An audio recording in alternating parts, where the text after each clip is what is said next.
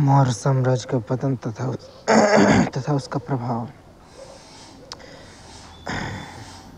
अशोक की मृत्यु के बाद उसके उत्तराधिकारी विशाल मौर्य साम्राज्य को अक्षुण्ण रखने में असमर्थ रहे। प्रांतों ने अपनी स्वतंत्रता की घोषणा करना शुरू कर दिया। उत्तर पश्चिम भारत मौर्यों के नियंत्रण से बाहर हो गया। विदेशी आक्रमणों की एक श्रृंखला ने इस क्षेत्र को प्रभावित किया। कलिंग ने अपनी स्वतंत्रता की घोषणा की और सुदूर दक्षिण में सातवाहनों ने अपना स्वतंत्र शासन स्थापित कर दिया।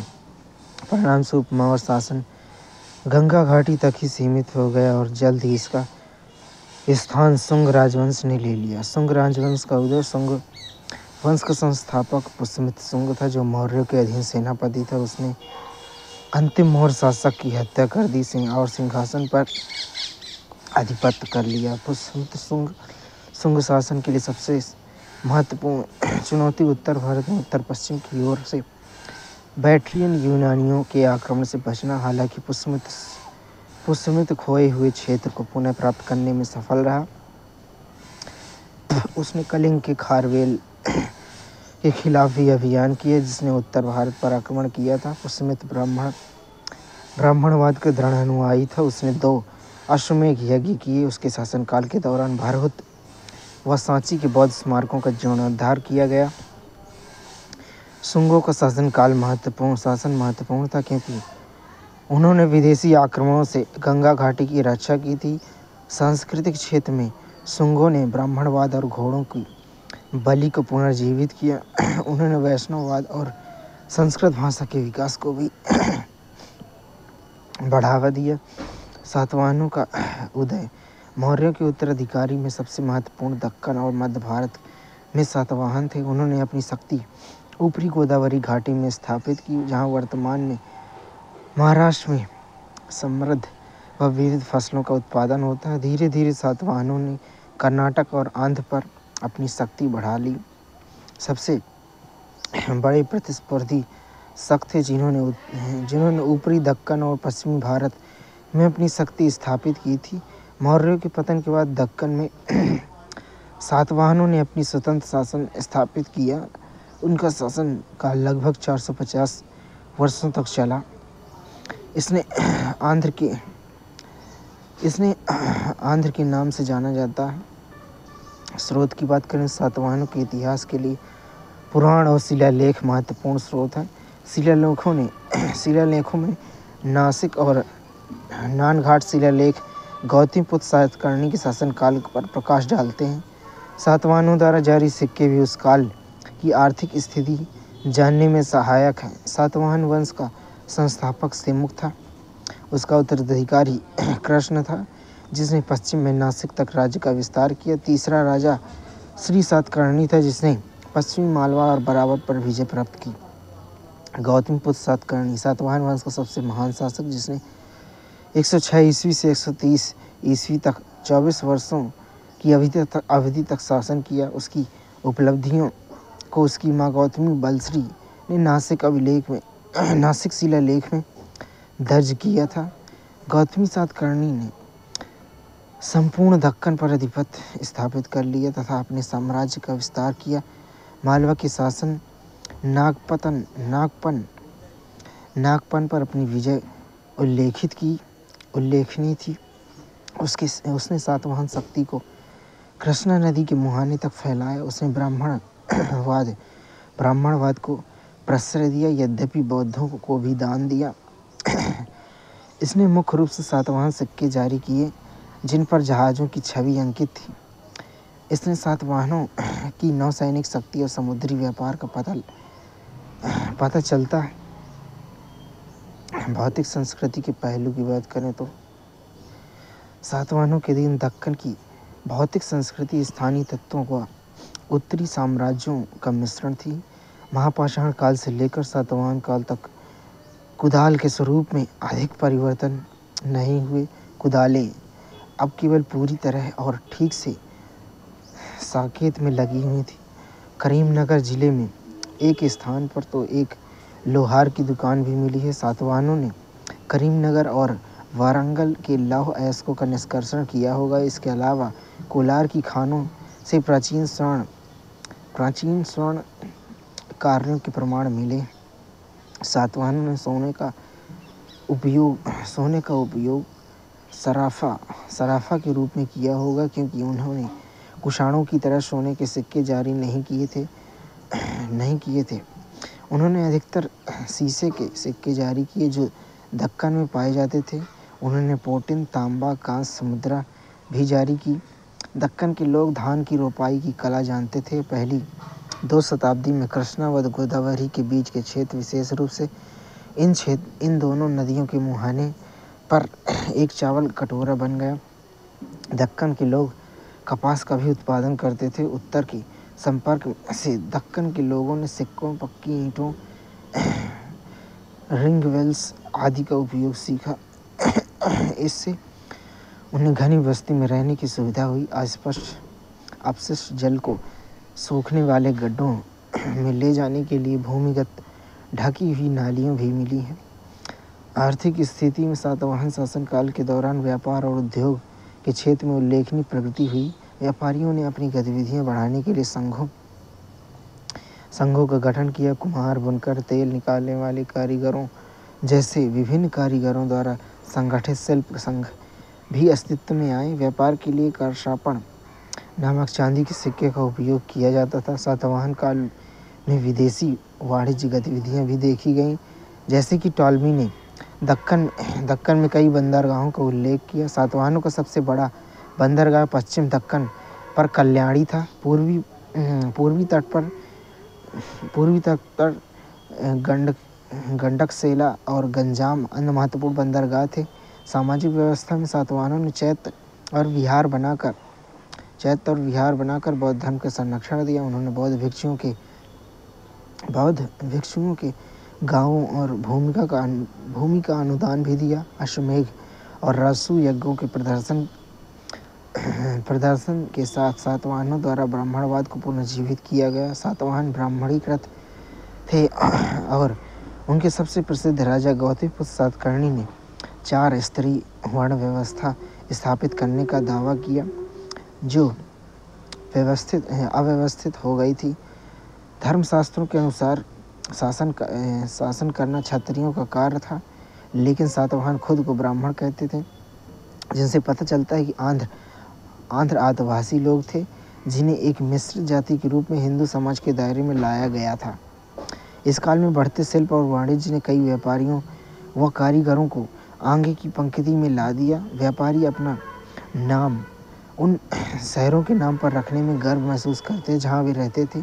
सातवाहन काल में मात्र सत्ता सामाजिक संरचना के चिन्ह मिलते हैं। उनके राजा का नाम उनकी माँ के नाम पर रखने की प्रथा थी। गौतमीपुत्र और वशिष्ठपुत्र जैसे नामों से पता चलता है कि उनके समाज में माताओं को उच्च स्थान प्राप्त था। प्रशासनिक ढांचा में सातवाहन शासकों ने धर्मशास्त्रों में वर्णित शाही आदर्श के लिए प्रयास किया। राजा को धर्म के संरक्षक के रूप में दर्शाया गया। सातवाहन राजा को राम, भीम, केशव, अर्जुन आदि जैसे प्राचीन देवताओं के गुणों से युक्त दर्शाया गया। उनकी शक्ति और चमक ने इन पौराणिक हस्तियों व अलौकिक शक्तियों से तुलना की जाती थी। सातवाहनों ने अशोक काल में पाई गई कुछ प्रशासनिक इकाइयों को अपने काल में प्रयोग किया। उदाहरण के लिए जिले को आहार कहा जाता था और अधिकारियों को अमात्य व महामात्य के नाम से जाना जाता था। प्रशासन में सैन्य और सामंती लक्षण, सेनापति को प्रांतीय गवर्नर नियुक्त किया गया। ग्रामीण क्षेत्रों में प्रशासन गौलमिक के हाथों में दिया गया, जो एक सैन्य टुकड़ी का प्रमुख था। खटक और स्कंधवार जैसे सैन्य शिविर व बस्तियां थीं, जो तब तक प्रशासनिक केंद्र के रूप में कार्य करती थी जब तक वहाँ पर राजा स्वयं रहते।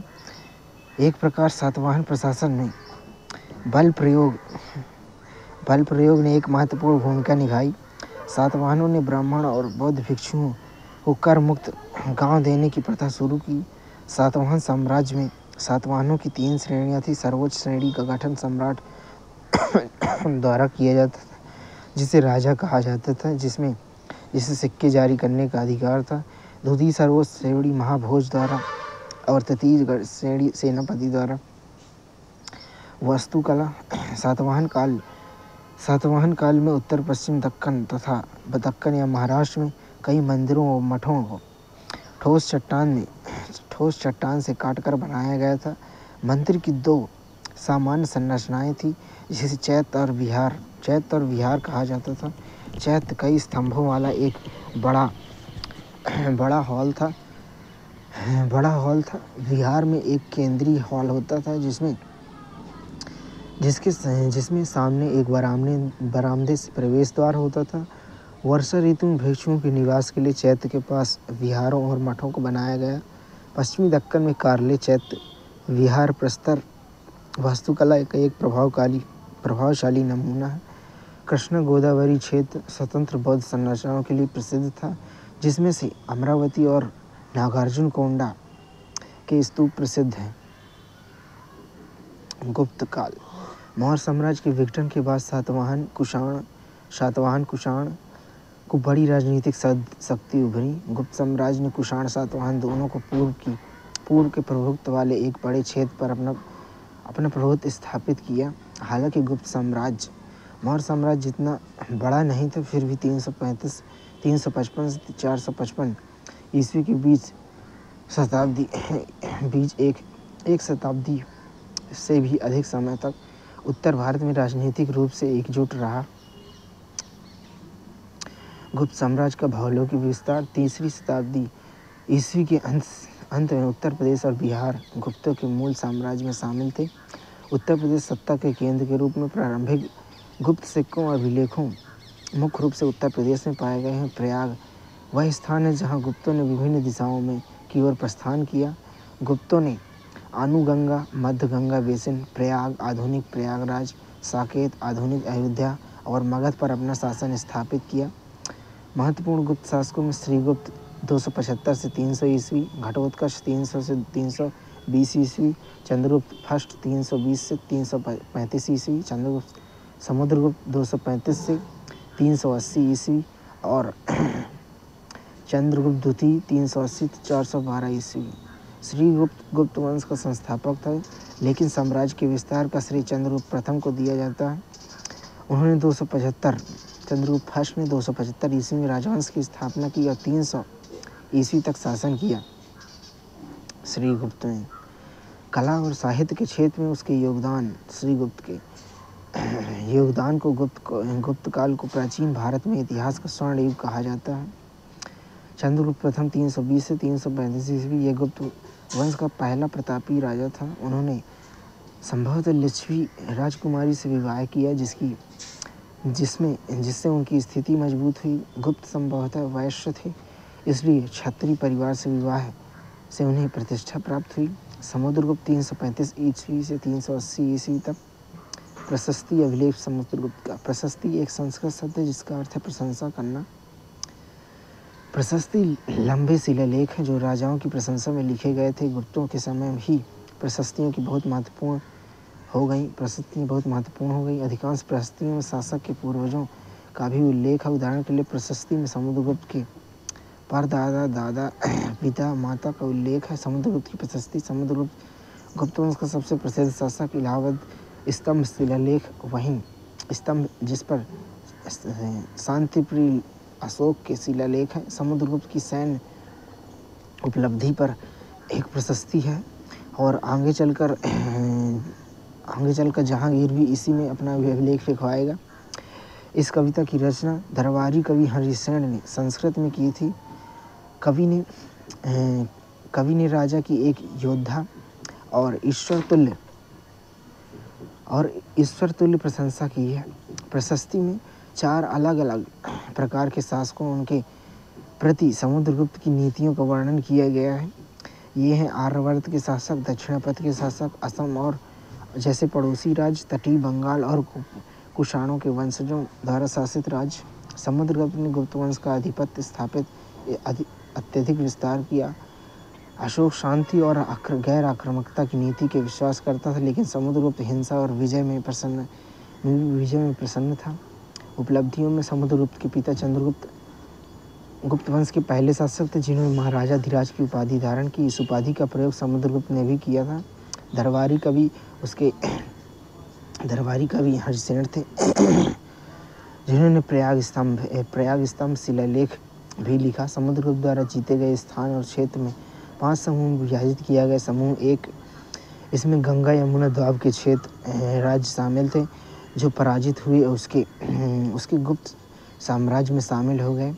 2 समूह जिनमें पूर्वी हिमालय राज्यों और नेपाल, असम, बंगाल जैसे कुछ सीमित राज्यों के शासक शामिल थे जिन्हें समुद्रगुप्त की शक्तियों का एहसास कराया गया था। इसमें पंजाब के कुछ गणराज्य भी शामिल थे। समूह 3, इसमें विंध्य क्षेत्र में स्थित वन राज्य शामिल थे जिन्हें अटविका राज्य के नाम से जाना जाता है, जिन्हें समुद्रगुप्त ने नियंत्रण में लाया था।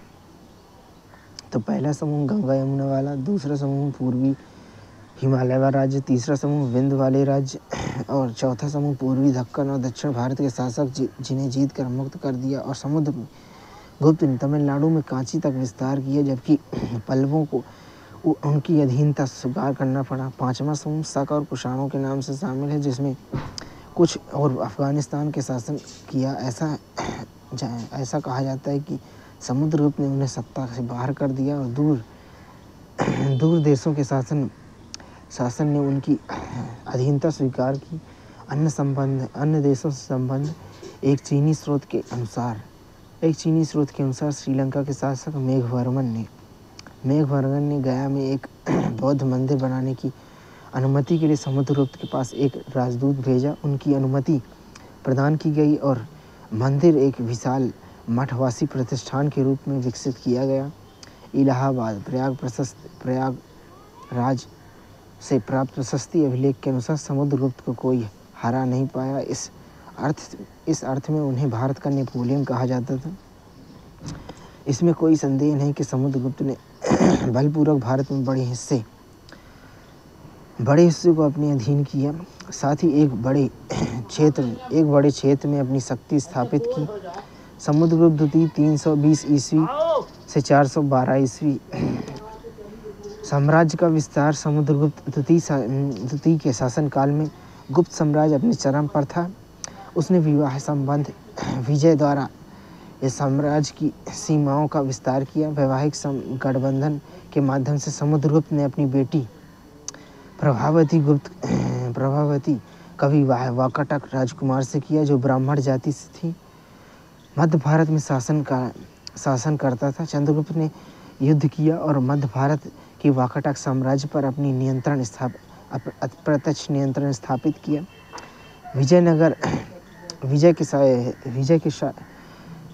विजय के माध्यम से वह पश्चिमी मालवा और गुजरात को जीतने में सक्षम था, जो 4 शताब्दियों तक शक के नियंत्रण में था।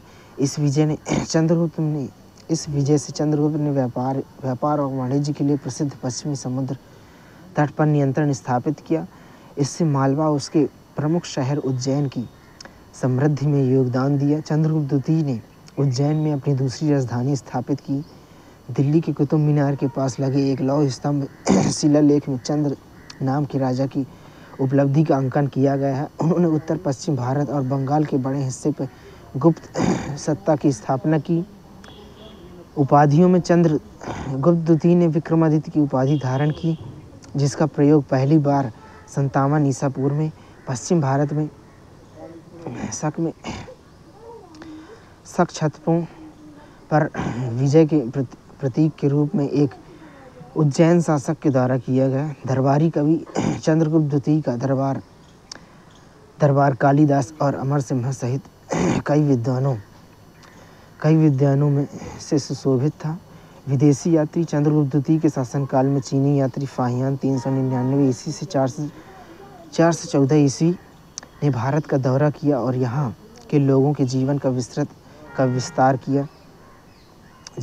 विस्तृत विवरण लिखा।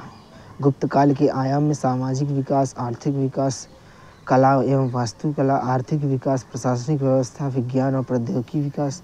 गुप्तकालीन प्रशासनिक व्यवस्था में गुप्त राजाओं ने परमेश्वर, महाराजाधिराज और परम भट्टारक जैसी उपाधि धारण की, जो जो दर्शाती है कि उन्होंने अपने साम्राज्य में कई छोटे छोटे राजाओं पर शासन किया। और यह मौर्य शासकों के विपरीत था।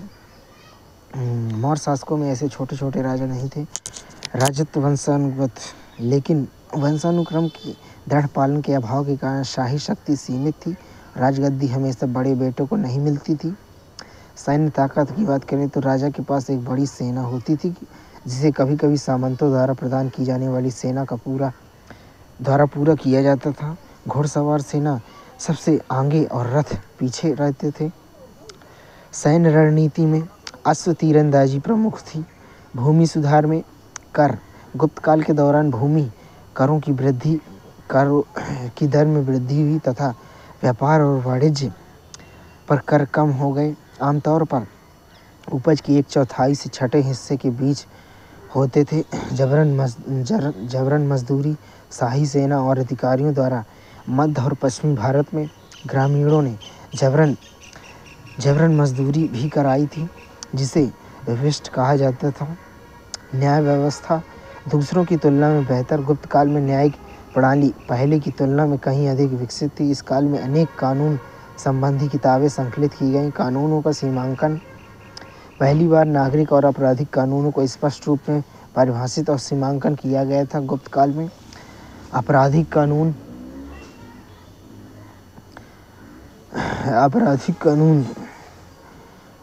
कानून चोरी और व्यभिचार को आपराधिक कानून के अंतर्गत रखा गया। सिविल कानून विभिन्न प्रकार के संपत्ति से संबंधित विवाद सिविल कानून के अंतर्गत आते थे। विरासत संबंधी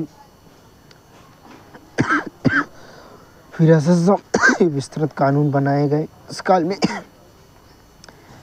कई कानून वर्ण भेद पर आधारित थे। राजा अंतिम न्यायाधीश था। कानून का पालन करना राजा का कर्तव्य था। राजा ब्राह्मण पुजारियों की मदद से मामलों की सुनवाई करते थे। श्रेणियों का विकास। कारीगरों, व्यापारियों, अन्य लोगों की श्रेणियां अपने स्वयं के कानूनों द्वारा शासित होती थी।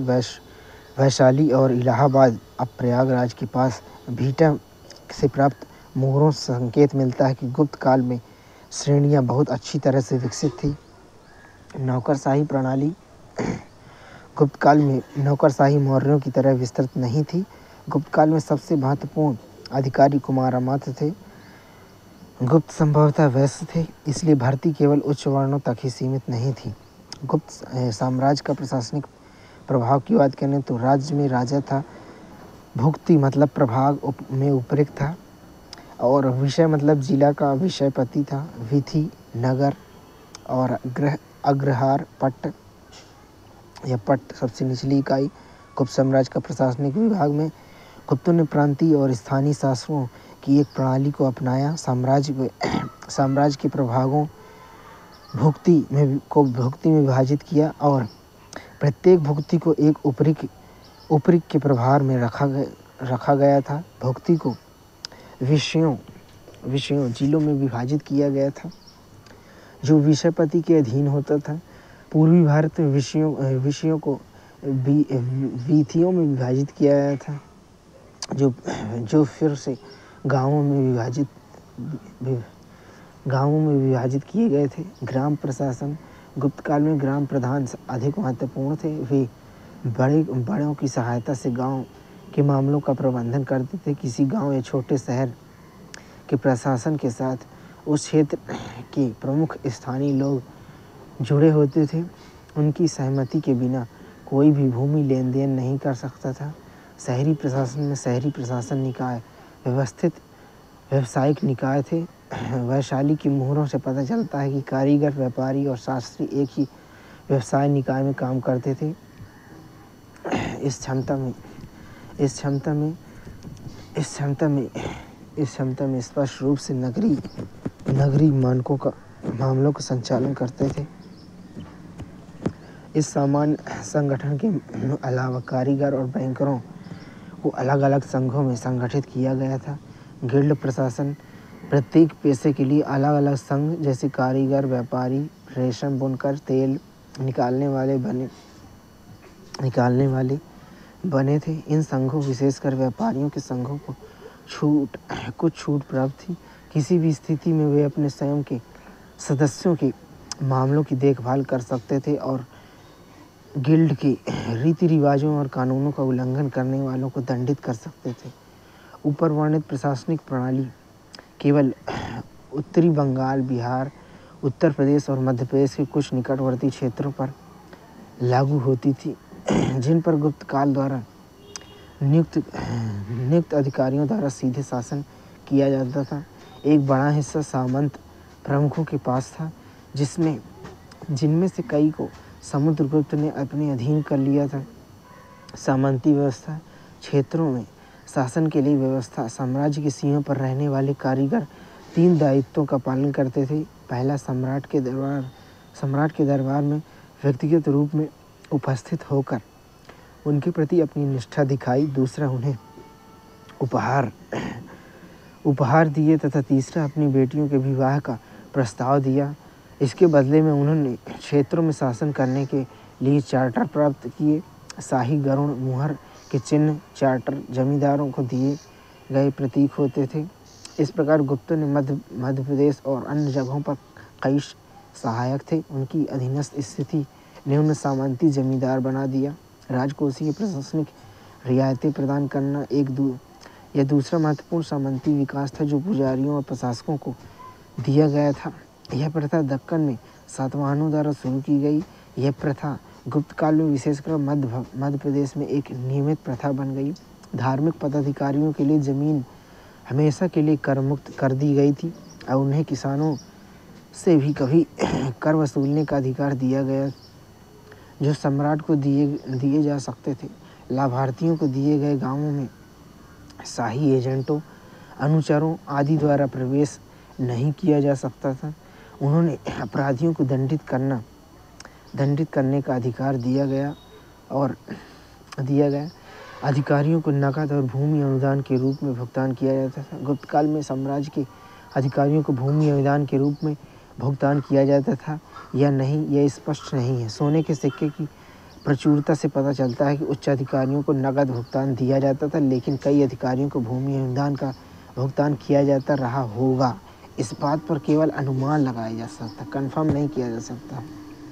अधिकारियों की संख्या, प्रशासन का अधिकांश प्रबंधन सामंतों और लाभार्थियों द्वारा किया जाता था। ग्रामीणों और शहरी प्रशासन में प्रमुख कारीगरों, व्यापारियों, बुजुर्गों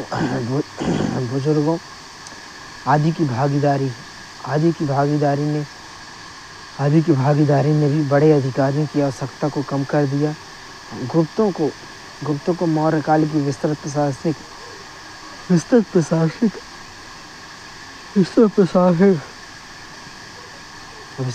प्रशासनिक मशीनरी की ना तो आवश्यकता थी, ना ही वह अपने पास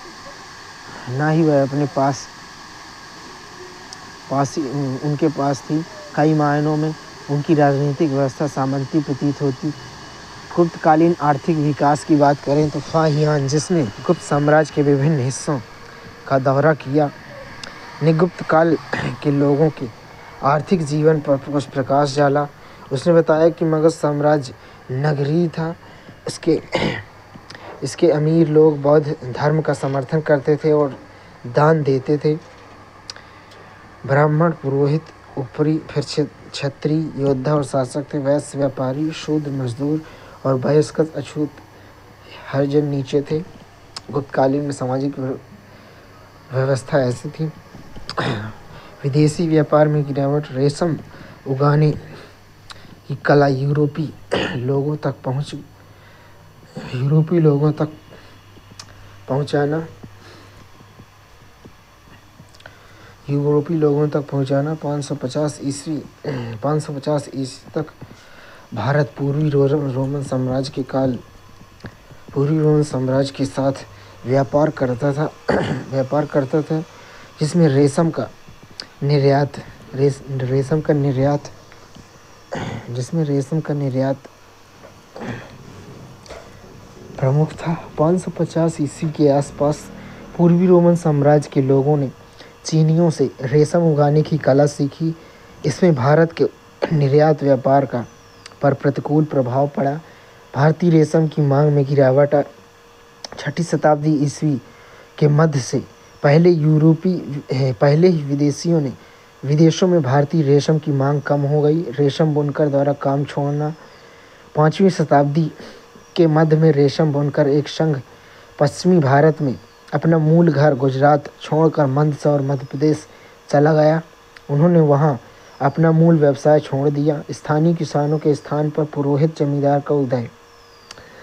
पुरोहित पुजारियों को दिए गए भूमि अनुदान ने एक निश्चित रूप में कई क्षेत्र खेती के अधीन आ गए, लेकिन इसका नुकसान स्थानीय आदिवासी किसानों को हुआ और मध्य पश्चिमी भारत में किसानों से जबरन श्रम कराया गया। गुप्तकालीन सामाजिक विकास में ब्राह्मणों की स्थिति ब्राह्मण अभी भी श्रेष्ठ थे क्योंकि उन्हें बड़े पैमाने पर भूमि अनुदान प्राप्त हुए थे।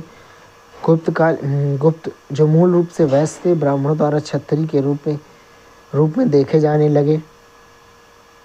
ब्राह्मणों ने गुप्त राजाओं को अपने देवताओं के गुणों से युक्त बताया और गुप्त राजकुमार ब्राह्मणवादी व्यवस्था के महान समर्थक बन गए। ब्राह्मणों ने अनेक भूमि अनुदानों के कारण धन संचय किया, इसलिए उन्होंने कई विशेषाधिकारों का दावा किया जो नारद की विधि संहिता में सूचीबद्ध है। जाति और उपजाति, दो कारकों के परिणाम स्वरूप जातियां कई उपजातियों में फैल गईं। बड़ी संख्या में विदेशियों को भारतीय समाज में समाहित कर लिया गया था। विदेशियों के प्रत्येक समूह को एक प्रकार की हिंदू जाति माना जाता था। चूँकि विदेशी मुख्यतः विजेता के रूप में आए थे, इसलिए उन्हें समाज में छत्री का दर्जा दिया गया। उदाहरण के लिए हूँ जो 5वीं शताब्दी के अंत में भारत में आए, अंतर राजपूतों के 36 कुलों में से एक के रूप में पहचाने गए। जातियों की संख्या में वृद्धि का दूसरा कारण भूमि अनुदान के माध्यम से कई आदिवासी लोगों का ब्राह्मणवादी समाज में समाहित होना था। जनजातियों के शासक प्रमुखों को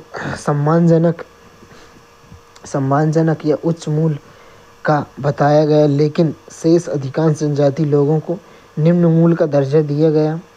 शूद्रों और महिलाओं की स्थिति, इस अवधि में शूद्रों और स्त्रियों की स्थिति में सुधार हुआ। अब उन्हें महाकाव्यों और पुराणों को सुनने की अनुमति थी। वे कृष्ण नामक एक नए देवता की पूजा भी कर सकते थे।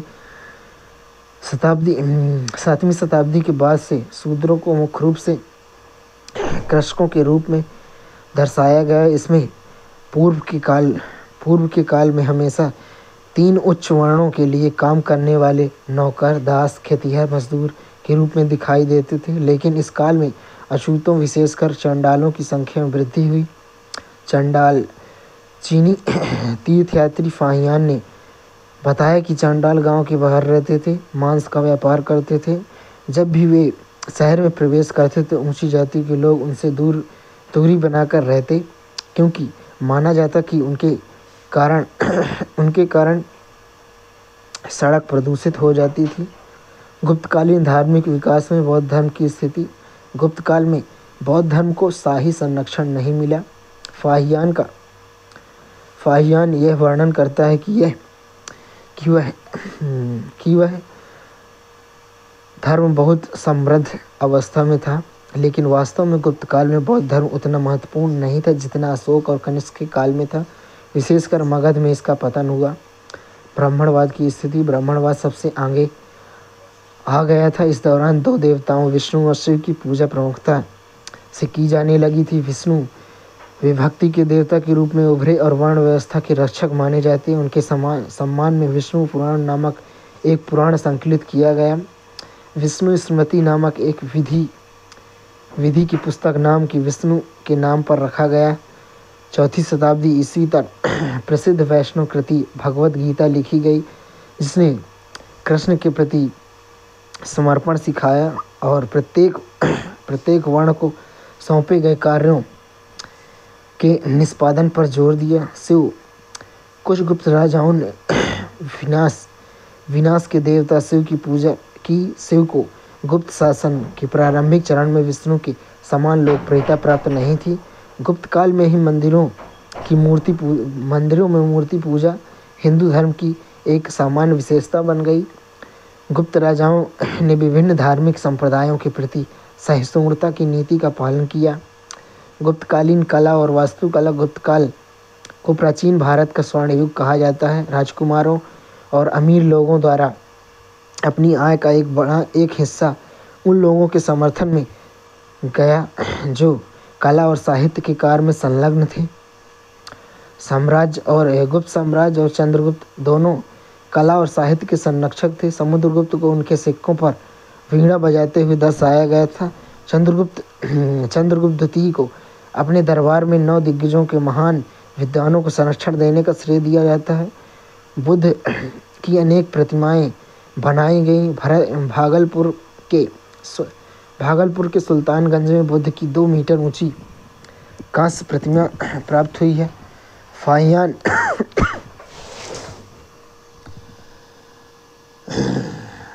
फाहियान ने तांबे से बनी बुद्ध की 25 मीटर से अधिक ऊंची प्रतिमा देखी, लेकिन अब उसका कोई पता नहीं है।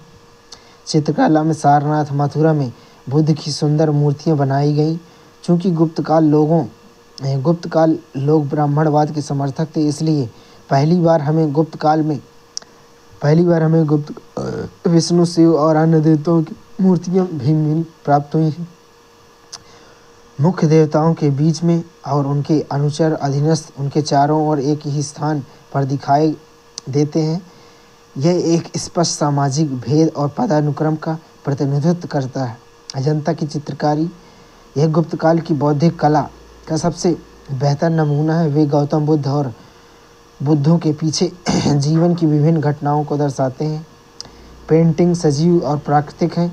चित्र अपने रंग के चमक से पहचाने जाते हैं, जो 14 शताब्दी बाद भी फीके नहीं पड़े। वास्तुकला में गुप्त काल वास्तुकला की दृष्टि से ज़्यादा आकर्षक नहीं था। नालंदा में बौद्ध विश्वविद्यालय 5वीं शताब्दी ईस्वी में स्थापित किया गया है। इसमें सबसे प्रारंभिक संरचना जो ईंट से बनी थी इसी काल की है। कुछ सोने के सिक्के गुप्त शासकों द्वारा जारी किए गए थे। इन सिक्कों में अन्य क्षेत्रों से भी लेन देन की सुविधा होती थी, जिससे राजाओं को भी लाभ होता था। 6ठी शताब्दी ईसा पूर्व के बाद से सोने के सिक्के का मिलना कम हो गया। साहित्य धर्मनिरपेक्ष साहित्य गुप्त काल धर्मनिरपेक्ष साहित्य के लिए उल्लेखनीय है। भास द्वारा लिखित 13 नाटक भी इसी काल में हैं। कालिदास ने अभिज्ञान शाकुंतलम लिखा, जो यूरोपीय भाषाओं में अनुदित होने वाली सबसे शुरुआती भारतीय कृतियों में से एक थी। नाटकों के बारे में 2 बातें गौर की जाती हैं। पहली, ये हास्य और किसी घटना से संबंधित नहीं है। दूसरी, उच्च निम्न वर्ण के पात्र एक ही भाषा बोलते हैं। इन नाटकों में चित्रित महिलाएं शूद्र प्राकृत का उपयोग करते थे। धार्मिक साहित्य 2 महान महाकाव्य अर्थात रामायण महाभारत अंततः 4वीं शताब्दी ईस्वी संकलित किए गए पुराण महाकाव्यों की तर्ज पर हैं। वे मिथकों, किंवदंतियों, उपदेशों आदि से भरे हुए हैं, जो आज लोगों की शिक्षा और उन्नति के लिए थे। अन्य साहसिक कार्य में पद्य में लिखी गई स्मृतियों या विधि पुस्तक का संकलन भी देखा गया। स्मृतियों पर टीकाएं लिखने का दौर गुप्त काल के बाद प्रारंभ हुआ। गुप्त काल में पाणिनि, पतंजलि ने संस्कृत व्याकरण के विकास में योगदान दिया। अमरकोश के संकलन के लिए विशेष रूप से याद किए जाते हैं, जो चंद्रगुप्त द्वितीय के दरबार में एक विद्वान था। कुल मिलाकर गुप्त काल शास्त्रीय साहित्य के इतिहास में एक उज्जवल चरण था। इसने एक अलंकृत शैली विकसित की जो पुरानी सरल संस्कृत से भिन्न थी। इसमें कोई संदेह नहीं कि गुप्तों की राजभाषा संस्कृत थी। दिल्ली में लौह स्तंभ लोहे की वस्तुओं के मामले में सबसे अच्छा उदाहरण दिल्ली में मेहरौली के पास पाया गया लौह स्तंभ है। इसका निर्माण 4वीं शताब्दी ईस्वी में किया गया। स्तंभ के बाद की 15 शताब्दियों तक कोई जंग नहीं लगी, जो कारीगरों की तकनीकी कौशल का एक बेहतर उदाहरण है। लगभग एक शताब्दी पहले तक पश्चिम में ऐसा स्तंभ बनाना संभव था। दुख की बात है कि बाद के कारीगर इस ज्ञान को और अधिक विकसित नहीं कर सके हैं। विज्ञान और तकनीकी में अंकशास्त्र आर्यभट्ट जो पाटलिपुत्र के थे ने आर्यभट्टियम लिखा। वह विभिन्न प्रकार की गणनाओं से पारंगत थे। इलाहाबाद और प्रयागराज जिले के 448 ईस्वी के एक गुप्त शिलालेख से पता चला है कि भारत में दशमलव प्रणाली 5वीं शताब्दी ईस्वी के प्रारंभ में ज्ञात थी। खगोल विज्ञान रोमाका सिद्धांत नामक पुस्तक संकलित की गई जो यूनानी विचारों से प्रभावित थी। धातु कर्म गुप्त शिल्पकारों ने लोहे और कांस्य के काम में अपनी अलग पहचान बनाई। बुद्ध की कई कांस्य प्रतिमाएं जिसका निर्माण उन्नत लौह प्रौद्योगिकी ज्ञान के कारण बड़े पैमाने पर किया गया। गुप्त साम्राज्य के पतन के कारण हुणों का आक्रमण चंद्रगुप्त द्वितीय के उत्तराधिकारी को 5वीं शताब्दी ईस्वी के उत्तरार्ध में मध्य एशिया से हुणों जो घुड़सवारी में उत्कृष्ट थे, जो संभवतः धातु से बने रकाब का उपयोग करते थे, के आक्रमण का सामना करना पड़ा। सामंतों के उदय से गुप्त साम्राज्य और भी कमज़ोर हो गया। उत्तरी बंगाल में गुप्त राजाओं द्वारा नियुक्त राज्यपाल और दक्षिण पूर्व बंगाल में उनके सामंत स्वतंत्र हो गए। व्यापार की हानि पश्चिम भारत से जाने के बाद गुप्तों ने व्यापार और वाणिज्य में समृद्ध राजस्व से वंचित कर दिया होगा। उन्हें आर्थिक रूप से पंगु बना दिया होगा। थानेश्वर की राजकुमारी ने अपनी प्रभुसत्ता हरियाणा में स्थापित की और फिर धीरे धीरे अन्य को भी अपने अधिकार में ले लिया। बड़ी पेशेवर सेना, धार्मिक और अन्य उद्देश्यों के लिए भूमि अनुदान की बढ़ती प्रथा के कारण गुप्त राज्य में एक बड़ी पेशेवर सेना बनाना मुश्किल हो गया, जिससे उनके राजस्व में कमी आना तय था। विदेशी व्यापार में गिरावट से उनकी आय और भी प्रभावित हुई होगी। मालवा के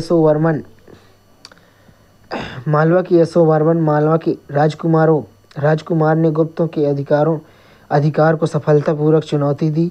532 ईस्वी में लगभग पूरे उत्तर भारत पर उसकी विजय स्मृति में विजय स्तंभ स्थापित किए गए। 5वीं शताब्दी के मध्य के बाद गुप्त राजाओं ने इनमें शुद्ध सोने सामग्री को कम करके अपनी स्वर्ण मुद्रा को बनाए रखने के लिए बहुत प्रयास किए, लेकिन इसका कोई फायदा नहीं हुआ। हालांकि गुप्तों का शासन 6वीं शताब्दी ईस्वी के मध्य तक रहा। वहीं गौरव एक सदी पहले ही समाप्त हो गया था। निष्कर्ष रूप में कहे तो गुप्त काल को प्राचीन भारत का सबसे महत्वपूर्ण काल माना जाता है। कला और वास्तुकला में योगदान के कारण भारत ने स्वर्ण युग देखा, वह आज भी महत्वपूर्ण है। यह अन्य राजवंशों के लिए अद्वितीय था, जिसमें महिलाओं, शूद्रों की स्थिति, मूर्तियों की पूजा आदि में सुधार देखा गया। चंद्रगुप्त द्वितीय की मृत्यु के बाद शासक लगातार गुप्त साम्राज्य का विस्तार करने में सफल नहीं रहे। गुप्त साम्राज्य के पतन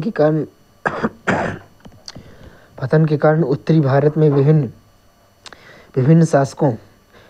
विभिन्न शासकों ने कई शासक राजवंश का उदय हुआ। महत्वपूर्ण शब्दावली धर्मशास्त्र, वह प्राचीन संस्कृत ग्रंथों का एक संग्रह धर्मशास्त्र जो हिंदुओं के लिए आचार संहिता और नैतिक सिद्धांत की जानकारी देता है। महाराजाधिराज राजाओं में महान राजा रियासत के विशेष रूप से उच्च पद का एक प्रतिष्ठित संकेत द्वाब दो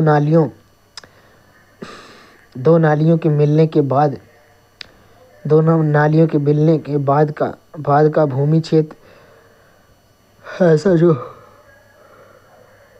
जैसा कि भारत में गंगा और यमुना के बीच का क्षेत्र आधिपत्य, किसी देश का दूसरे देश को आंशिक रूप से नियंत्रण करने का अधिकार, ज्येष्ठाधिकार, यह प्रणाली जिसमें विशेष रूप से सबसे बड़े बेटे को अपने पिता की मृत्यु पर सारी संपत्ति प्राप्त होती थी। ज्येष्ठाधिकार, सामंत, वह व्यक्ति जिसके पास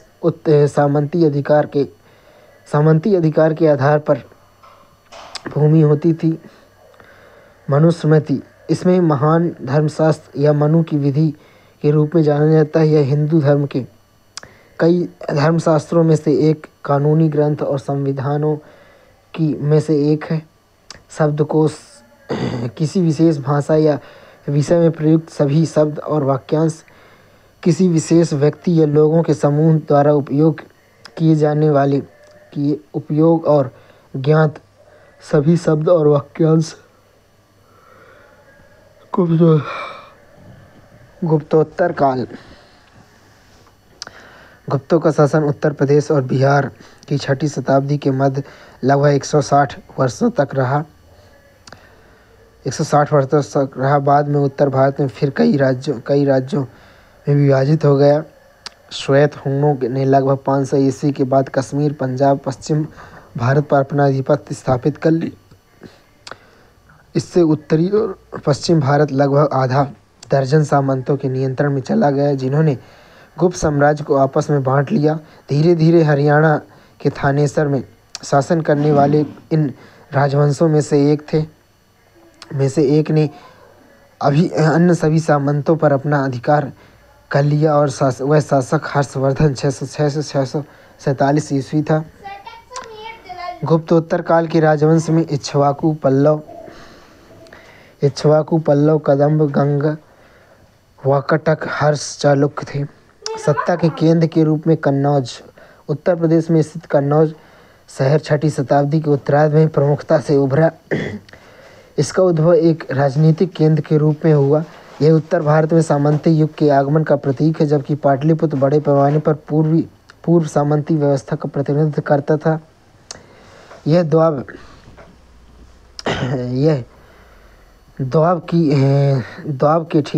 के ठीक मध्य में स्थित 7वीं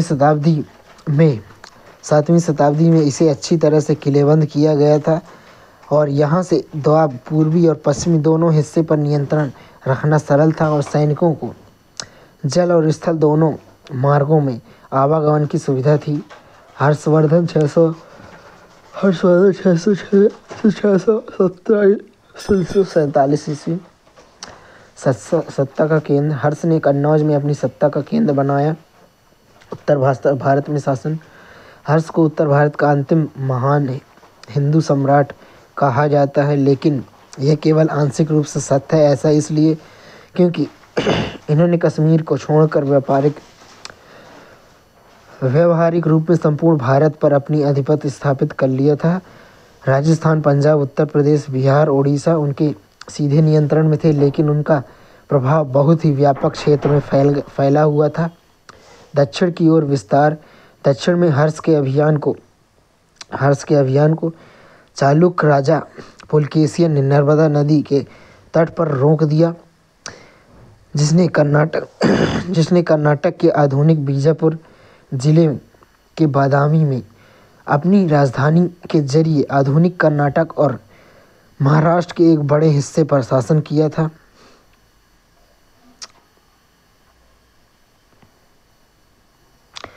प्रशासनिक व्यवस्था, सामंती व्यवस्था, उसका प्रशासन सामंती एवं विकेंद्रित था। राज्य के मंत्री उच्च अधिकारी भूमि से संपन्न थे। ऐसा प्रतीत होता है अधिकारियों को भूमि अनुदान के रूप में पुरस्कृत करने और भुगतान करने की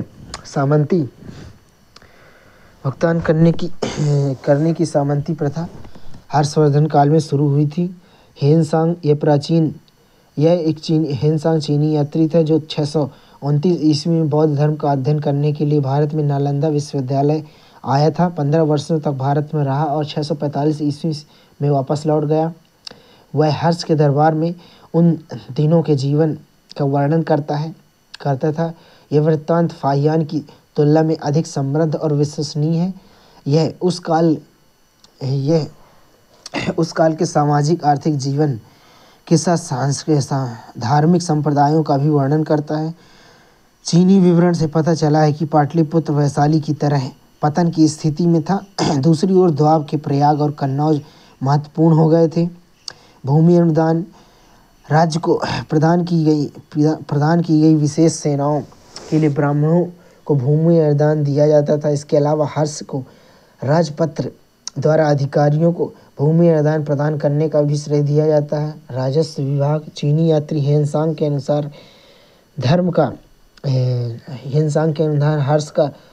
हर्ष का राजस्व 4 भागों में विभाजित था।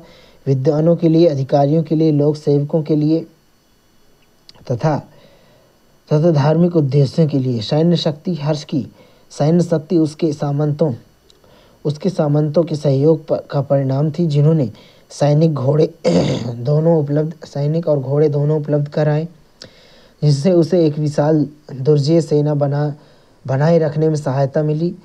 10 की दैनिक कानून व्यवस्था ठीक नहीं थी, यहाँ तक कि चीनी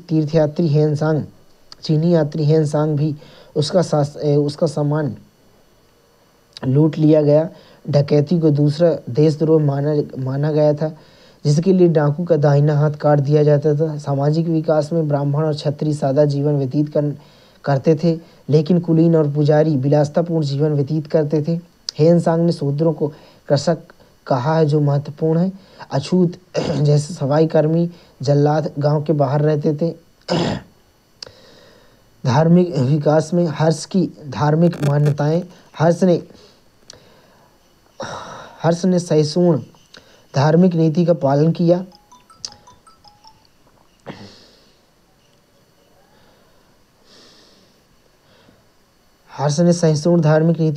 किया। अपने प्रारंभिक वर्षों में वह एक शैव मतावलंबी था, लेकिन धीरे धीरे वह बौद्ध धर्म का महान संरक्षक बन गया। एक कट्टर बौद्ध के रूप में उसने महायान के सिद्धांतों को व्यापक रूप में प्रचारित करने के लिए कन्नौज में एक भव्य सभा बुलाई। बौद्ध धर्म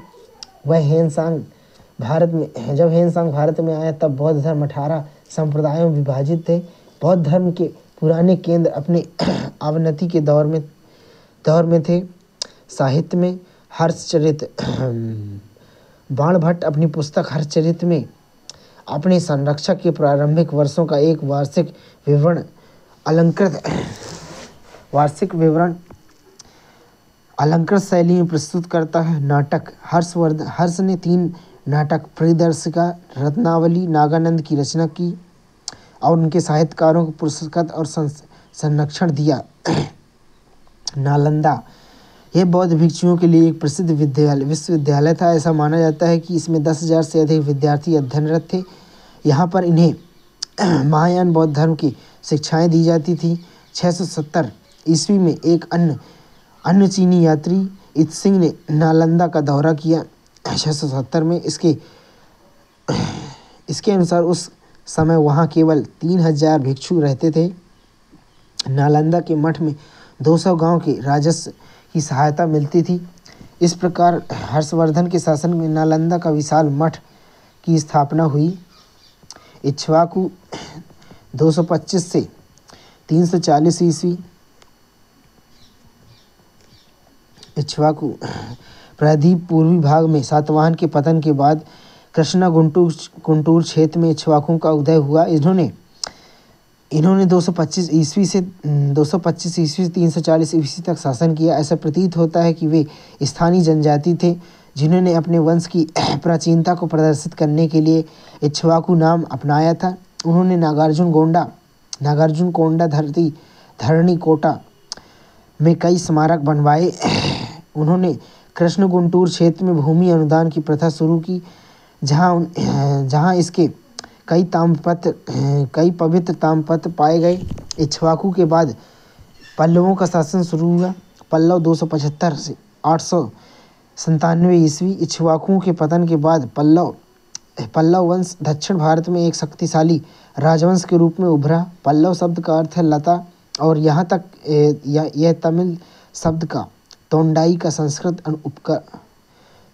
संस्कृत संस्करण है। तोंडाई का संस्कृत संस्करण है। पल्लवों का भौगोलिक विस्तार। पल्लव संभवतः एक स्थानीय जनजाति थे जिन्होंने तोंडई नाडु या लताओं की भूमि पर अपना अधिकार स्थापित किया। पल्लवों का अधिकार दक्षिणी आंध्र और उत्तरी तमिलनाडु दोनों पर विस्तृत था। इन्होंने अपनी राजधानी कांची में स्थापित की, जो आधुनिक कांचीपुरम है। यह शहर इसके अधीन मंदिरों और वैदिक शिक्षा का केंद्र बन गया। महत्वपूर्ण पल्लव शासक में पल्लव राजा सिंहासन में 300 ईस्वी में इक्ष्वाकु राजा रुद्र पुरुषोत्तम को हराया और तटीय आंध्र में पल्लव शासन की स्थापना की। सिंहवर्मन, ऐसा माना जाता है कि सिंहवर्मन 280 ईस्वी से 335 ईस्वी इस वंश के संस्थापक थे। वहीं शिव स्कंद वर्मन, जिन्होंने संभवतः चौथी शताब्दी ईस्वी की शुरुआत में शासन किया, प्रारंभिक फसलों में सबसे महान शासक थे। सिंह विष्णु, इन्होंने कलभ्रों को हराया और पल्लव युग की शुरुआत की। महेंद्र वर्मन प्रथम 590 ईस्वी से 623 ईस्वी वे बहुमुखी प्रतिभा के धनी थे। इसके काल में एक लंबे पल्लव चालुक्य संघर्ष की शुरुआत हुई। नरसिंहवर्मन प्रथम 630 से 668 ईस्वी, इन्होंने मामल्ल की उपाधि धारण की। उन्होंने सिंघली राजकुमार मानवर्मन को अपना राज्य पुनः प्राप्त करने में सहायता प्रदान की। उसके शासनकाल के दौरान हेनसांग ने पल्लव राजधानी कांची का दौरा किया और पाया कि शहर में हिंदू धर्म के अलावा बौद्ध धर्म, जैन धर्म का भी प्रचलन था। नरसिंहवर्मन प्रथम ने महाबलीपुरम के रथ मंदिर का निर्माण करवाया। इसके अलावा वे एक महान निर्माता भी थे। उन्होंने अपने शासनकाल के दौरान मामल्लपुरम में एकाश्म रथ बनवाए। महेंद्र वर्मन द्वितीय 668 ईस्वी से 670 ईस्वी चालुक्य राजा विक्रमादित्य द्वारा मारे जाने वाले पहले इसके 2 वर्ष की बाद छोटी अवधि के लिए शासन किया। चालुक्य राजा विक्रमादित्य प्रथम द्वारा मारे जाने से पहले इसने 2 वर्ष की छोटी अवधि के लिए शासन किया। महेंद्र वर्मन द्वितीय ने फिर परमेश्वर वर्मन प्रथम 670 से 695 इसने चालुक्यों और उसके सहयोगी गंग का निर्णायक जीत हासिल की। नरसिंह वर्मन द्वितीय 695 से 722 ईस्वी, इसने राज सिंह की उपाधि धारण की तथा एक शांतिपूर्ण शासन का जोर दिया। इसे मामल्लपुरम में तट मंदिर और कांची के कैलाश मंदिर जैसे भव्य और सुंदर मंदिर के निर्माण का श्रेय दिया जाता है। नंदी वर्मन द्वितीय 731 ईस्वी से 797 ईस्वी, यह विष्णु का उपासक और शिक्षा का महान संरक्षक था। इसके शासनकाल में कई पुराने मंदिरों का जीर्णोद्धार किया गया और कांची में वैकुंठपेरम मंदिर जैसे नए मंदिरों का निर्माण किया गया। पल्लवों की प्रशासनिक संरचना, यह एक राजशाही व्यवस्था थी।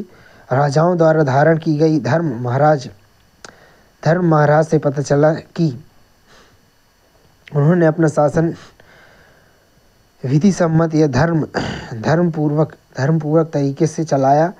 राज्य का विभाजन, पल्लव राज्य कोट्टम में विभाजित था। कोट्टम का प्रशासन राजा द्वारा विमुक्त अधिकारियों द्वारा किया जाता था। गांव प्रशासन की मूल इकाई थी। इस काल में विभिन्न प्रकार के गांव मौजूद थे, जैसे अंतर्राज्यीय आबादी वाले गांव ब्रह्मदेव और देवदान। ग्राम प्रशासन विभिन्न स्थानीय स्वायत्त सभाओं द्वारा चलाया जाता था। दक्षिण भारत में 3 प्रकार के गांव थे। और नाम के गांव ये सामान्य प्रकार के गांव थे। उनमें किसान जातियाँ निवास करती थी जो संभवतः भूमि पर अपना अधिकार रखती थी। कर को एकत्रित करने और भुगतान करने की जिम्मेदारी प्रायः प्रधान की होती थी। एक प्रकार के गांव मुख्यतः दक्षिणी तमिलनाडु में पाए जाते थे। इन गांवों में सभा नाम के गांवों में ब्रह्मदेव गांव या ब्राह्मणों को दिए गए गांव और अग्रहारा गांव शामिल थे।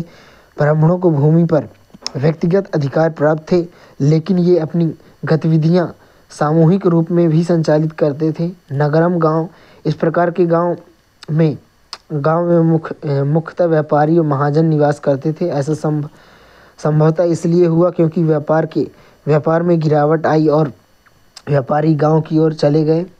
भूराजस्व आय का प्रमुख स्रोत था। व्यवसायों, विवाहों, नमक, चीनी, वस्त्रों के निर्माण व माल ढोने वाले मवेशियों आदि पर कर लगाया जाता था। किसानों का असंतोष और कलभ्र विद्रोह, युद्ध कला और साहित्य के विकास, धर्म को बढ़ावा देने तथा प्रशासनिक कर्मचारियों को बनाए रखने के लिए संसाधनों की आवश्यकता होती थी जो स्पष्ट रूप में किसानों द्वारा प्रदान किए जाते थे, जिससे किसानों के ऊपर बोझ बढ़ गया।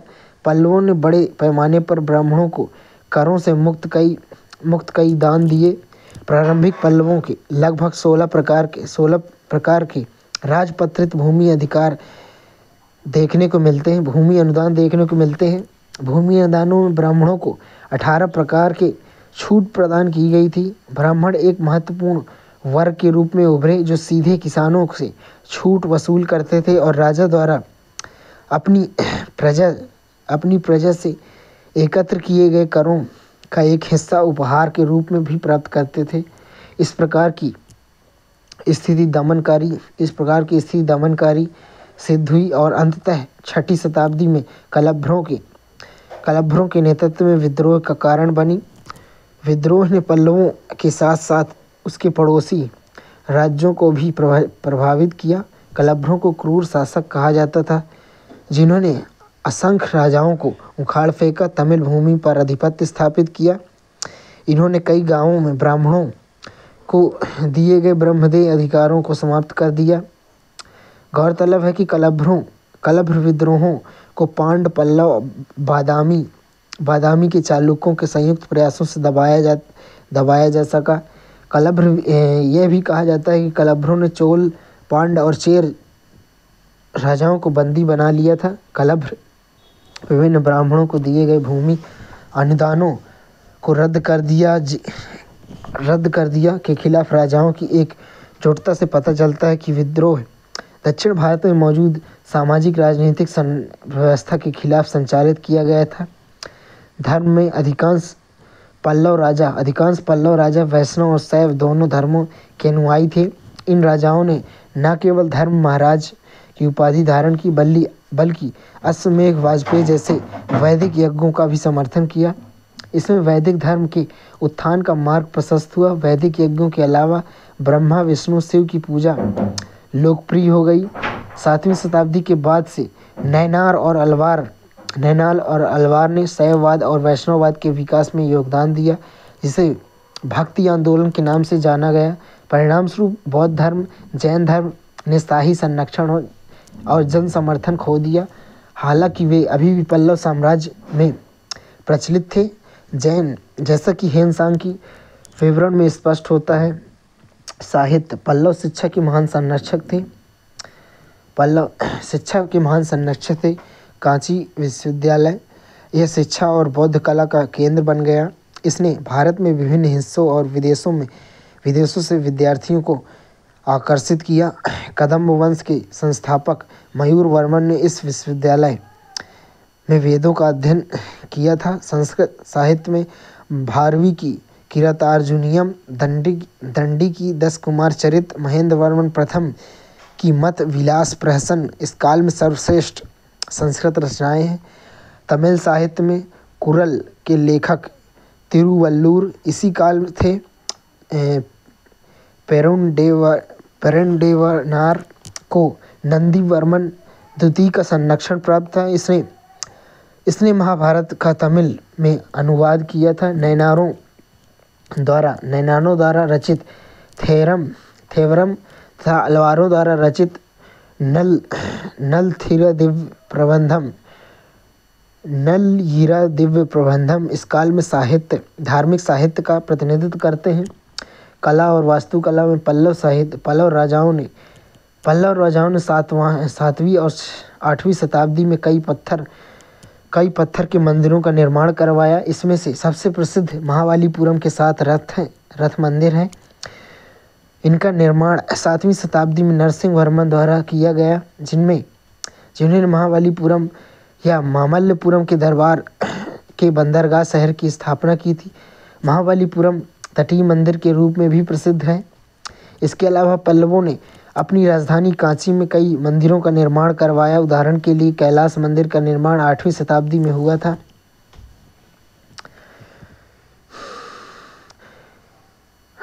पल्लवों के अधीन मंदिर वास्तुकला के विकास में महेंद्र वर्मन व्यवस्था में मंडप होता था।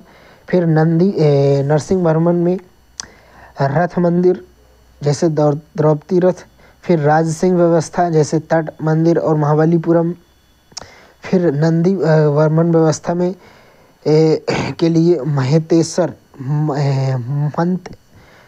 मंतगेश्वर मंदिर कांचीपुरम में।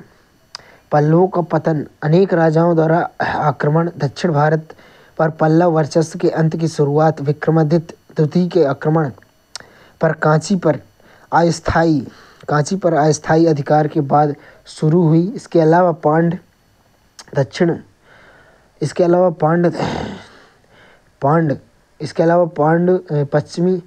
पश्चिमी गंग और राष्ट्रकूटों ने भी पल्लव साम्राज्य का आक्रमण किया। कांची पर अधिकार चोल राजा आदित्य प्रथम ने अपराजित वर्मन को हराया और कांची पर आधिपत्य कर लिया। इसके साथ ही दक्षिण भारत पर पल्लवों का प्रभुत्व समाप्त हो गया। पल्लवों और चालुक्यों के बीच संघर्ष, कृष्णा और तुंगभद्रा के बीच की स्थिति, भूमि का वर्चस्व स्थापित करने के लिए दोनों के बीच 6वीं से 8वीं शताब्दी तक संघर्ष चला।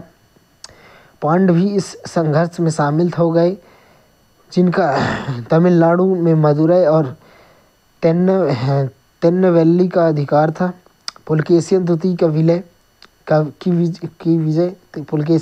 विजय इस लंबे संघर्ष में पहली महत्वपूर्ण घटना, जिसमें प्रसिद्ध चालुक्य राजा पुलकेशिन द्वितीय 609 से 642 ईस्वी शासनकाल के दौरान हुई। उनके वनवासी में कदम के शासन को समाप्त कर दिया और मैसूर में गंग को अपनी अधीनता स्वीकार करने के लिए मजबूर किया। उसने नर्मदा के तट पर हर्ष की सेना को हराया और दक्कन की ओर बढ़ने के लिए रोका। पल्लवों की राजधानी पर आधिपत्य करने के लिए उसके निकट पहुंच गया, लेकिन पल्लवों ने अपनी उत्तरी प्रांतों को पुलकेशिन द्वितीय को सौंपकर शांति स्थापित की। 610 ईस्वी के आसपास उसने कृष्णा और गोदावरी के बीच पूरे क्षेत्र को आधिपत्य स्थापित कर लिया, जिसे वेंगी प्रांत के नाम से जाना जाता है।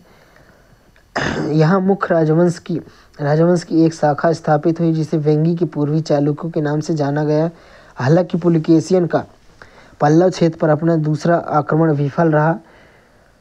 पल्लवों का प्रतिशोध।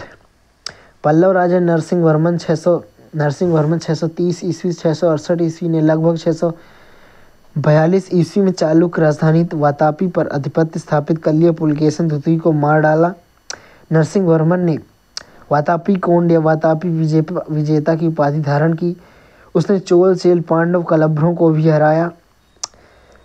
चालुक्य राजा विक्रमादित्य द्वितीय 733 से 745 ईस्वी ने कांची पर 3 बार हमला किया। 740 ईस्वी में अपने पल्लवों को पूरी तरह से परास्त कर दिया। हालांकि चालुक्यों का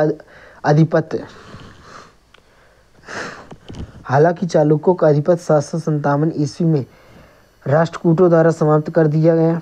कदम्ब 345 से 545 ईस्वी कदम्ब साम्राज्य की स्थापना मयूर वर्मन ने की थी। ऐसा माना जाता है कि वह कांची में शिक्षा प्राप्त करने आया था, लेकिन उसे अपमानजनक तरीके से बाहर निकाल दिया गया। इस अपमान के कारण कदम्ब प्रमुख ने एक जंगल में अपना शिविर स्थापित किया और संभवतः वह जनजातियों की मदद से पल्लवों को हराया। अंततः पल्लवों ने हार का बदला लिया, लेकिन औपचारिक रूप में मयूर वर्मन को शाही प्रतीक चिन्ह देकर कदम्ब राज्य को मान्यता दी। कहा जाता है कि मयूर वर्मन ने 18 अश्वमेध यज्ञ किए और ब्राह्मणों को कई गांवों में दान भी दिए। कदम्बों ने अपनी राजधानी कर्नाटक के उत्तरी कन्नड़ जिले में वैजयंती या बनवासी में स्थापित की। गंग 250 से 1004 ईस्वी गंग पल्लवों का समकालीन राजवंश था। इसने 4वीं शताब्दी के आसपास दक्षिणी कर्नाटक में अपना राज्य स्थापित किया। उसका राज्य पूर्व में पल्लवों और पश्चिम में कदम्बों के बीच स्थित था। इन्हें पश्चिमी गंग या मैसूर के गंग कहा जाता है, ताकि इन्हें पूर्वी गंग से अलग किया जा सके। इन्होंने पश्चिमी शताब्दी में कलिंग पर शासन किया। अधिकांश समय पश्चिमी गंग पल्लवों के सामंत थे। इसकी प्रारंभिक राजधानी कोलार में स्थित थी, जिसकी सोने की खदान के कारण इस राजवंश के उदय को बल मिला। पश्चिमी गंग ने अधिकांश जैनियों को अपनी मूल भूमि अनुदान में दी थी। वाकाटक 250 से 500 ईस्वी वाकाटक तीसरी शताब्दी के मध्य में उत्तरी महाराष्ट्र और विदर्भ बरार में सातवाहनों के उत्तराधिकारी बने। ये ब्राह्मण धर्म के समर्थक थे। वाकाटक इन्होंने अनेक वैदिक यज्ञ किए। उनका राजनीतिक इतिहास दक्षिण भारत में की तुलना में उत्तर भारत के लिए अधिक महत्वपूर्ण। चंद्रगुप्त द्वितीय ने अपनी बेटी प्रभावती गुप्त का विवाह वाकाटक राजकुमार से किया। इनके सहयोग से 4वीं शताब्दी ईस्वी में शकों ने गुजरात और पश्चिमी भारत के आसपास के हिस्से को जीतने में सफल रहे। सांस्कृतिक रूप में वाकाटक का साम्राज्य ब्राह्मणवादी विचारों और सामाजिक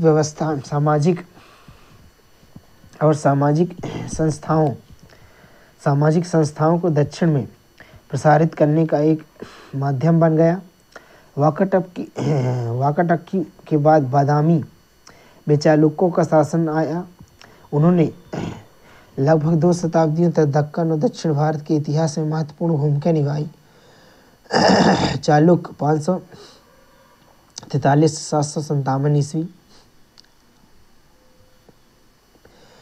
वाकाटक के बाद बादामी के चालुक्य आए, जिन्होंने 757 ईस्वी तक लगभग 2 शताब्दियों तक दक्कन और दक्षिण भारत के इतिहास में महत्वपूर्ण भूमिका निभाई, जब तक कि वे उन्हें अपने सामंत राष्ट्रकूटों द्वारा उखाड़ फेंका गया। चालुक्यों ने ब्रह्मा मनु चंद्र वंश का दावा किया। वे दावा करते हैं कि उनके पूर्वजों में अयोध्या पर शासन किया, लेकिन संभवतः ऐसा वैधता सम्मान प्राप्त करने के लिए किया गया था। चालुक्य की प्रशस्ति सबसे प्रसिद्ध चालुक्य शासक पुलिकेशिन द्वितीय द्वारा उसके बारे में उनके दरबारी कवि रविकीर्ति द्वारा रचित प्रशस्ति से पता चलता है। यह प्रशस्ति हमें पूर्वजों की 4 पीढ़ियों के बारे में बताती है। पुलकेशिन को राज्य उसके चाचा से मिला था। रविकीर्ति के अनुसार उन्होंने पश्चिमी और पूर्वी दोनों तटों पर अभियान का नेतृत्व किया। इसके अलावा उसने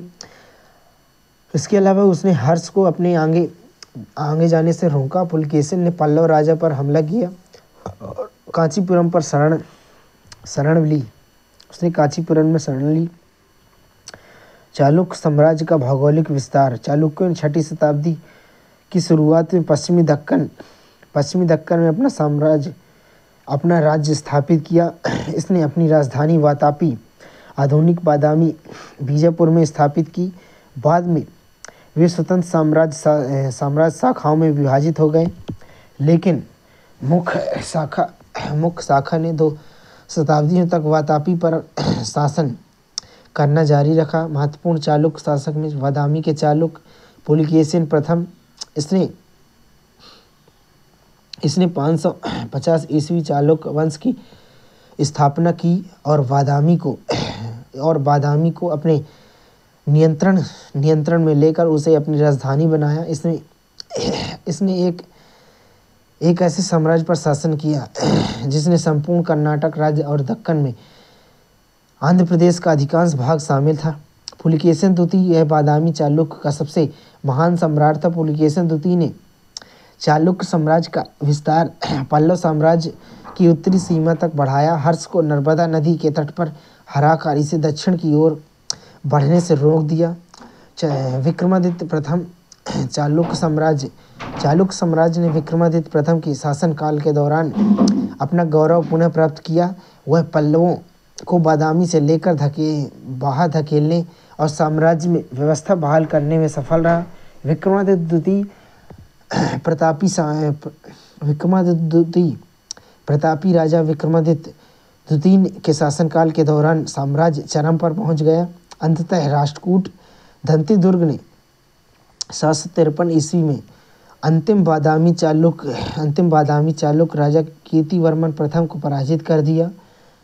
कल्याणी के चालुक्य जब राष्ट्रकूटों का दक्कन के अधिकांश भाग पर प्रभुत्व था, चालुक्यों ने 200 वर्षों से अधिक की निष्क्रियता के बाद 973 ईस्वी में अपनी शक्ति को पुनः बहाल किया। कल्याणी के चालुक्यों का शासनकाल कन्नड़ साहित्य के अनुसार स्वर्ण युग था।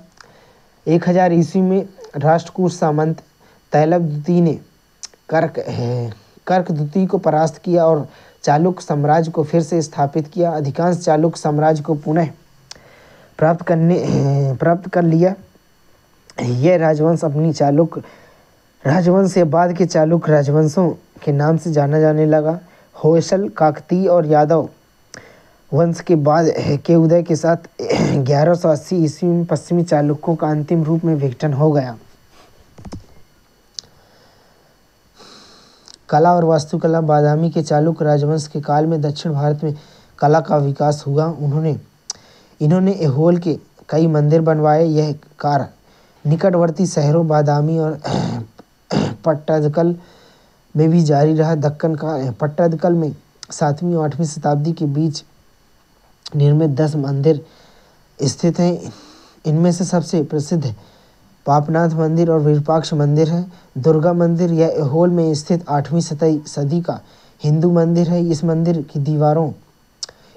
की दीवारों पर शैववाद, वैष्णववाद, शक्तिवाद सहित विभिन्न हिंदू देवी देवताओं की मूर्तियां बनी हुई हैं। यह हिंदू मंदिर प्रारंभिक चालुक्य वास्तुकला का एक दुर्लभ उदाहरण है जो अपनी बेहतरीन नक्काशी के साथ अर्धवृत्ताकार ढांचे के लिए जाना जाता है। साहित्य। चालुक्यों का शासन कन्नड़ और तेलुगु भाषाओं में विकास का महत्वपूर्ण काल था। कन्नड़ साहित्य के 3 रत्न आदिकवि पंपा पोन्ना रन्ना के इसी काल से थे। चालुक्यकालीन प्रशासनिक व्यवस्था में कर राजा ने हरजुका, विरुकुला, बिलकोड, पन्नाया नामक कर लगाए। साम्राज्य का विभाजन। साम्राज्य को महाराष्ट्रों मतलब प्रांतों, राष्ट्रकों मतलब मंडला, विषय मतलब जिला और भोग मतलब 10 गांवों का समूह में विभाजित किया था।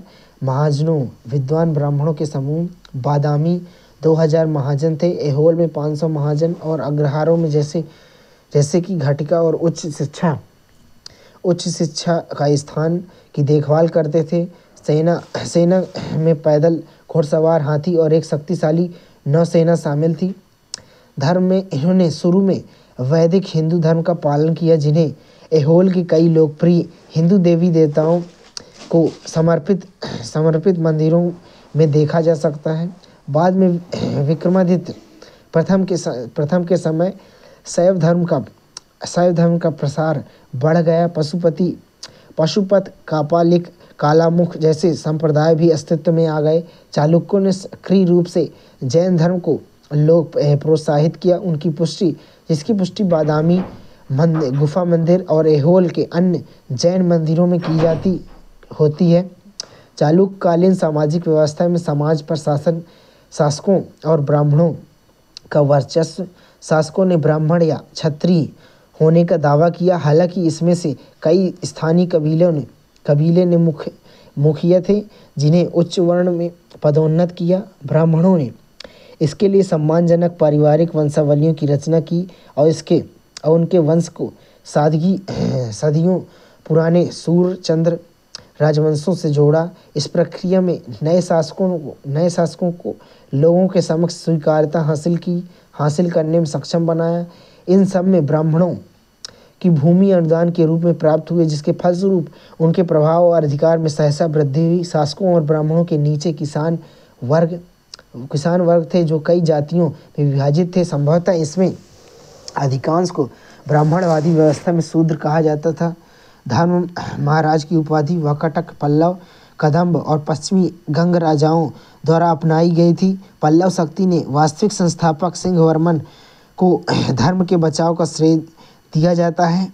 जब वह क्षेत्र कलयुग की बुराइयों से घिरा हुआ था, सती प्रथा संभवतः अनुपस्थित थी। इस काल में विनयवती और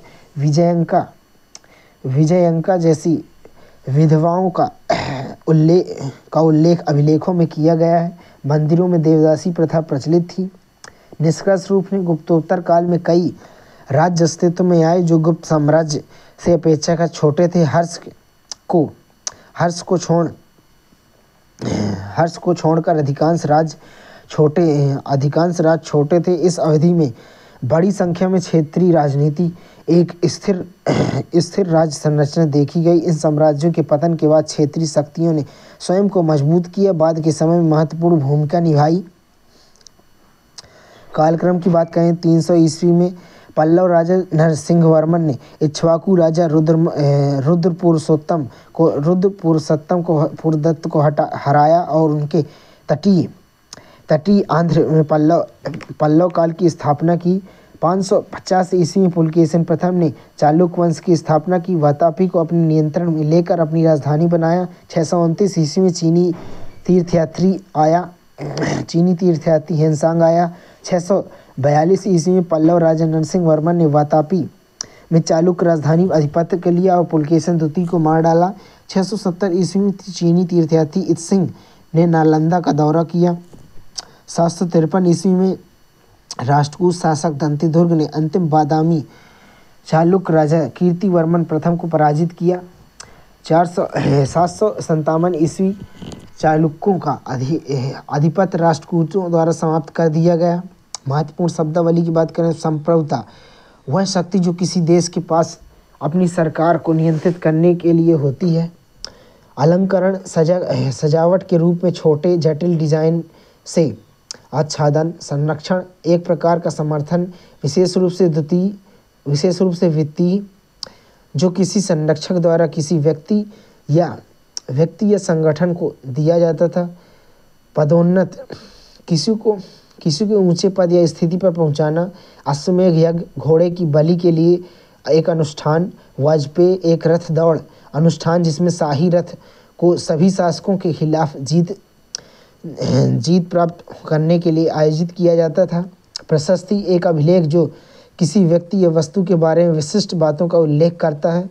आधिपत्य किसी देश का दूसरे देश को नियंत्रित करने का अधिकार। प्रतीक चिन्ह वह चिन्ह जो दर्शाता है कि कोई व्यक्ति किसी समूह या संगठन का सदस्य है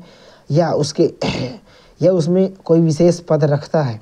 मेहराब अर्धवृत्ताकार आकृति, मंदिर में एक अर्धवृत्ताकार, धनुषाकार और गुंबदाकार छत जो आमतौर पर मंदिर की पूर्वी दिशा में होती थी उसे मेहराब कहते थे।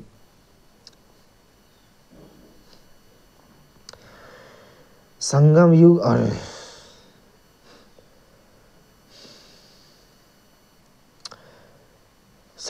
और दक्षिण भारतीय साम्राज्य।